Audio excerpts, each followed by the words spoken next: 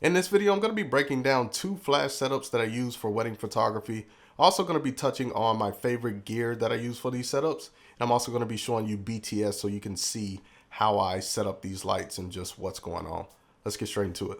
All right, so before I get into the setups, I want to briefly talk about just my favorite flash gear that I use for these setups. I talk a lot about flash photography on my channel, so I will link some videos below that you may want to check out where I dive deeper into this gear, and I have full reviews on some of this gear, but I'm going to briefly mention this stuff. So this is what you're going to need to, do flash photography, off-camera flash. So the first thing you're going to need is a trigger. So I shoot with Sony. So this is a X1TS. So what this trigger does is this is going to communicate with your flash. You can change the different channels, the different groups. You can also change your flash mode. So if you want to shoot in manual mode, if you want to shoot in TTL, you can do all that with the trigger. So this is the first trigger I got. Everything I use is pretty much Godox. It's a brand that I love. Like I said, check out the videos below. So this is the X2T. This is an upgraded version of the trigger I just showed you. This one has like the group buttons right here, so it's kind of easier to navigate with this one. And this is the X1. This is the X Pro. I think it's called the X Pro. Probably my favorite right here. So this one has a huge screen, as you can see, super easy to navigate through. So I love this one too. So you can't go wrong with any of these triggers. I hate to say something is better than the other one, but all of them are good. So you can't go wrong with any one. And I will have links below to all this equipment. So if you want to check out some of this stuff, just head down to the video description. So, and of course you're going to need a flash, right? So a lot of people get stuck on this. What flash should I use? So you can't go wrong with any speed light. This is what I like though. This is the Godox V1. Really good flash, has never failed me.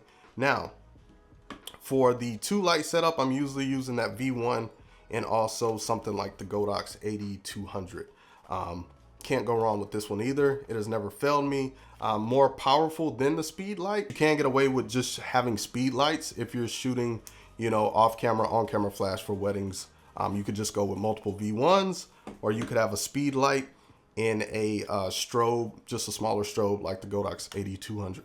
All right, so let's get into these setups. So the first setup that I use when it comes to wedding photography when I'm using flash is just a simple setup, and that is a 1 light setup. So what I'm doing is I'm actually using on camera flash. So what I do is put the speed light on camera. This is the most simple setup you can do. If you're new to this and you're trying to get better, I recommend just starting on camera, and you can still get good images with just using an on-camera flash. I know a lot of people, you see a lot of people talking about off-camera flash, but you don't have to go off-camera flash when you're shooting weddings and you need, flash for receptions.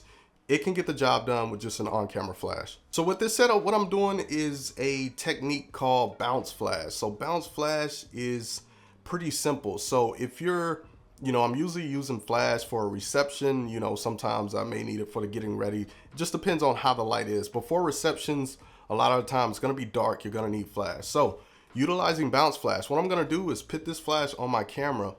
And what I do is I point the flash straight up. So that's what you can do. You could just bounce the flash off the ceiling.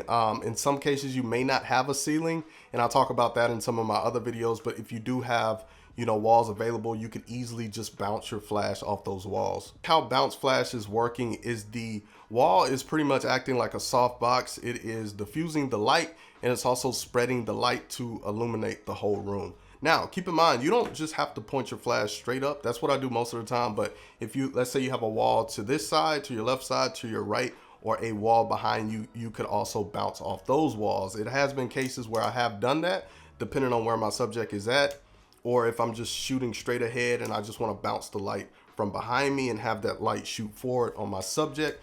You can do that when it comes to bounce flash. All right, so now let's talk about a 2 light setup. This is something that I also use a lot when it comes to wedding photography. Now, I know you may be thinking a 2 light setup is too much, but honestly, it's not really that hard, especially if you've been, just using the 1 light setup for a while. I just challenge you to try a 2 light setup. You can get some really nice images, and it's kind of like a different look from just the 1 light setup. So if you're looking to kind of just level up your reception photos and your lighting, then a 2 light setup is definitely the way to go. Now, I know a question that most people have when it comes to a setup like this is just how do I set up my lights?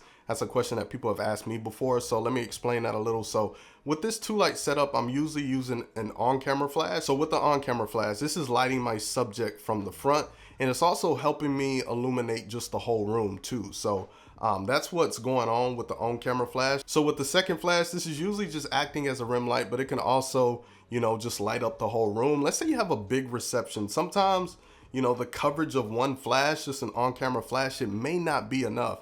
And I ran into that issue before because we were shooting in a big, you know, venue. The venue was big, so I needed multiple lights to light up that whole reception in that dance floor. And that's where, you know, this comes into play, using like a 2-light, a 3-light, a 4-light setup, because, you know, in bigger venues, it's going to help you illuminate that whole room versus just having one flash. Also with this 2-light setup, I just love the look that it gives off.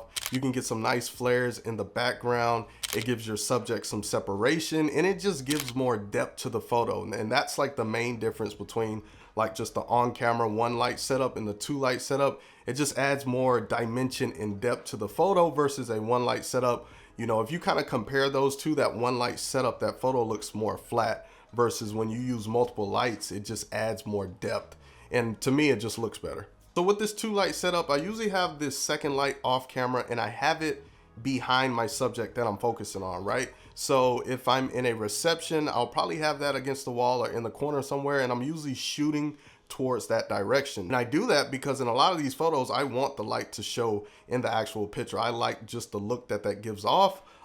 If I'm not shooting directly at it, it's pretty much close to that. Something to always keep in mind with the 1-light, even 2-light setup, just flash in general, is how the light is hitting your subject. For example, if I have, you know, 2 lights to the side of me and I'm shooting directly this way, you have to just keep in mind how that light is going to fall on the subject. You know, especially if you're using like harsh light, you know, that can create shadows and it just may not look pleasing. So that's something to always keep in mind, is just the direction of your light. What I like to do is play back my images on my camera, look at how the light is hitting the client's face. And just, if I have shadows that just look crazy, then I'm going to adjust where I'm shooting, or I'm going to adjust my lights to get a more pleasing look. Flash photography is something that I'll talk about a lot on the channel. So if you want to learn more about that, definitely subscribe for more of that content. And I'm also going to link a playlist in the card up top and in the description, which is a off-camera flash playlist where I break down a lot of this stuff. I go in depth about different flash equipment, different techniques, how I shoot certain images using flash. So if you want to check that stuff out,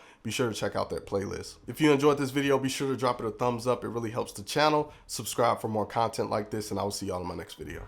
Peace.